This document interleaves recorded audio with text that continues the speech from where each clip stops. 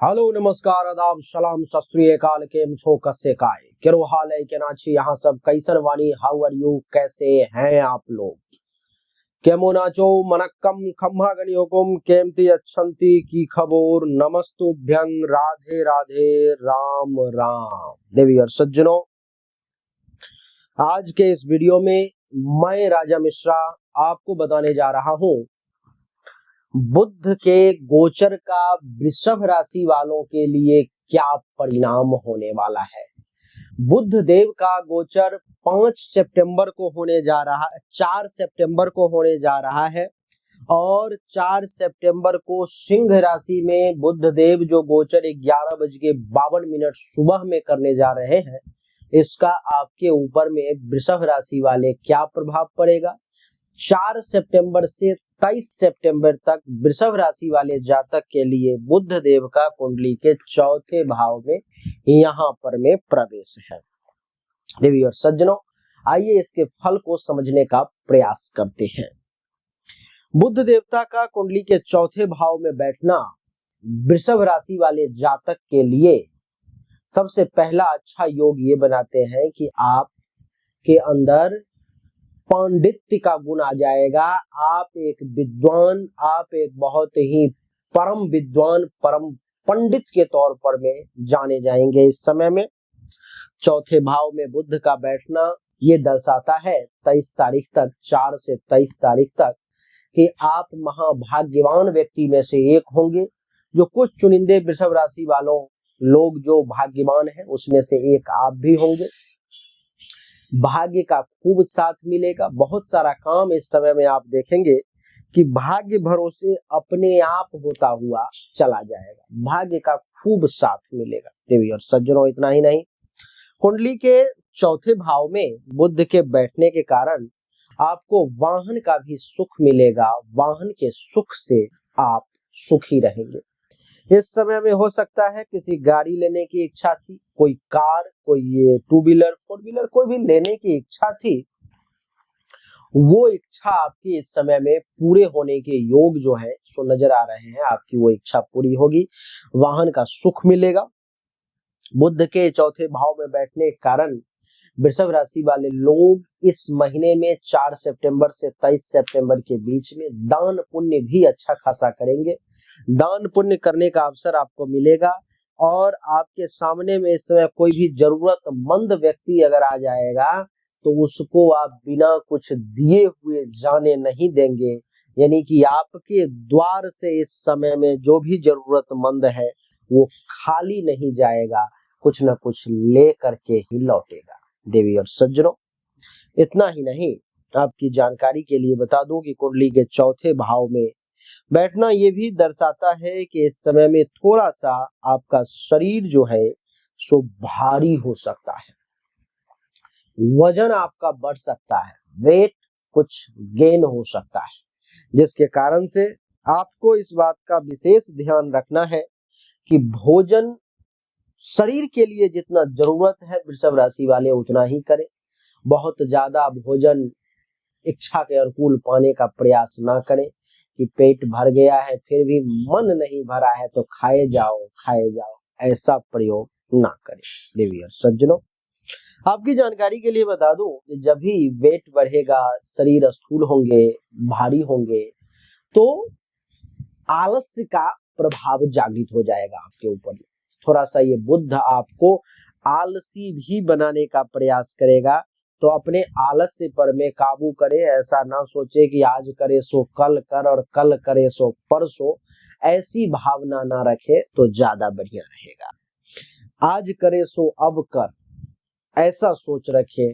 कल करे सो आज कर, आज करे सो अब, पल में प्रलय होगा, बहुरी करेगा कब, इस बात को हमेशा ध्यान में रखें। देवी और सज्जनों, आपकी जानकारी के लिए बता दूं कि इस समय में संगीत के तरफ आपका विशेष रुझान होगा।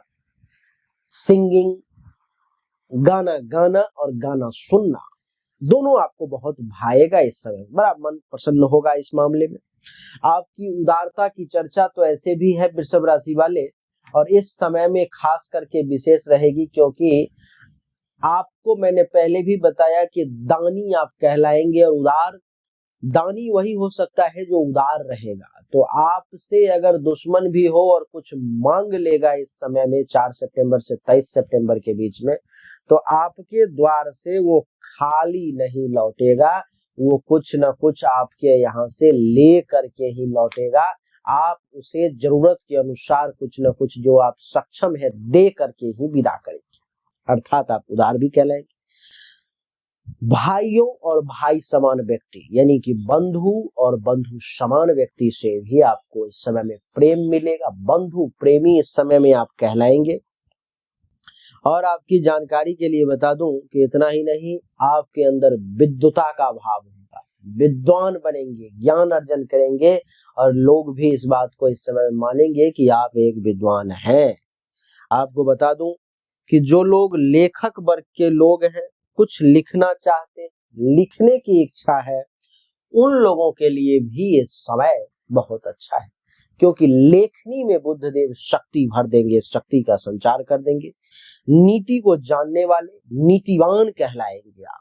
देवी और सज्जनों, बुध की सप्तम दृष्टि कुंडली के 10वें भाव पर में है, और कुंडली के 10वें भाव पर में बुध की सप्तम दृष्टि ये दर्शाता है कि इस समय में आप राजमान्य कहलाएंगे। बड़े बड़े लोग, राजा राजा समान व्यक्ति जो होंगे, वो लोग आपको खूब मान सम्मान देंगे।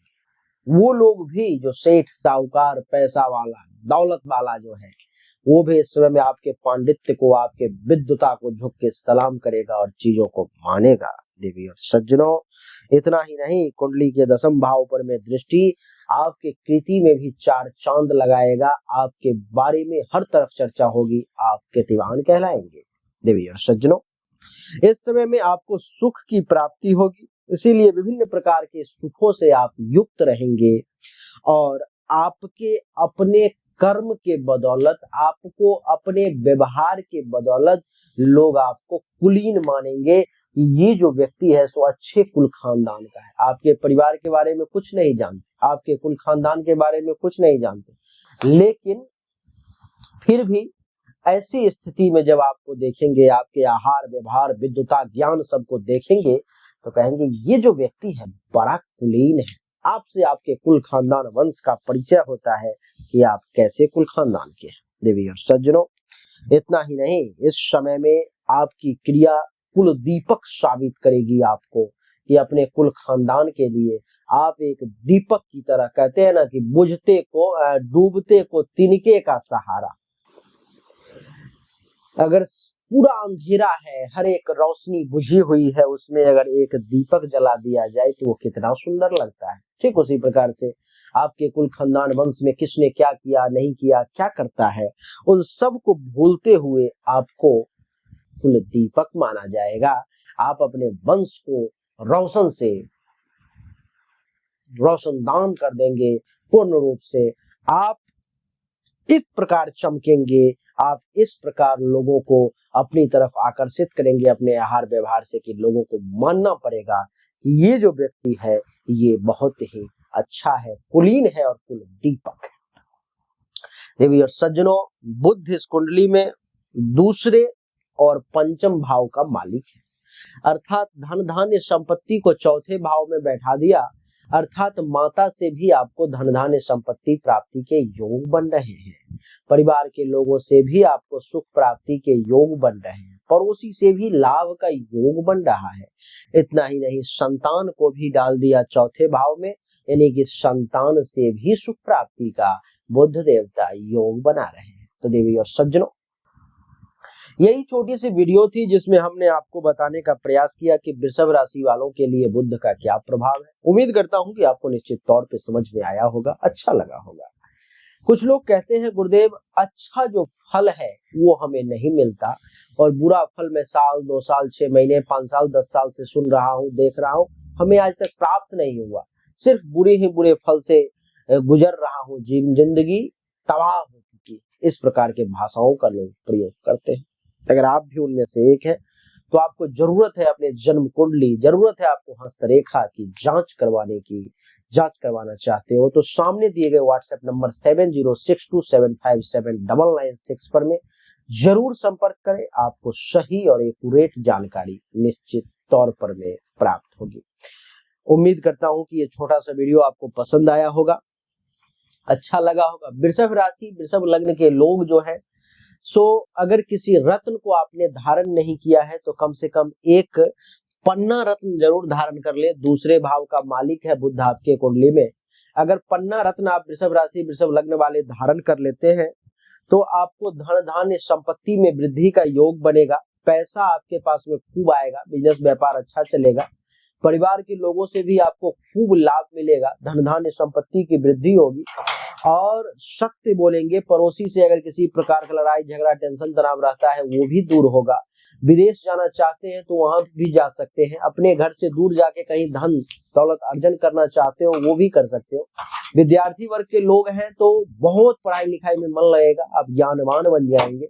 और प्रेम संबंध में परेशानी चल रही है तो वो भी दूर होगी। पेट से संबंधित समस्या है तो वो भी दूर होगी। पन्ना आपके लिए वृषभ राशि वृषभ लग्न वाले बहुत अच्छा रहेगा, जरूर धारण करें। आप चाहे तो मेरे नंबर पर में व्हाट्सएप करके आप अपने अनुसार पन्ना धारण कर सकते हैं, ले सकते हैं, आपको मिल सकता है। यहाँ पर में आपको बहुत कम कीमत में जो है पन्ना प्राप्त हो जाएगा। अंगूठी सहित आपको मंत्र से सिद्धि करके आपके एड्रेस पर भेज दी जाएगी। आप जरूर धारण करें। हाँ, शर्त यह है कि आपके कुंडली में बुध कुंडली के 6ठे 8वें और 12वें भाव में नहीं हो, बाकी कहीं भी है आप धारण करें, अच्छा रहेगा। आप सभी का एक बार फिर से बहुत बहुत धन्यवाद। Thank you so much. जय हिंद, वंदे मातरम। बोलिए राधे राधे, राम राम।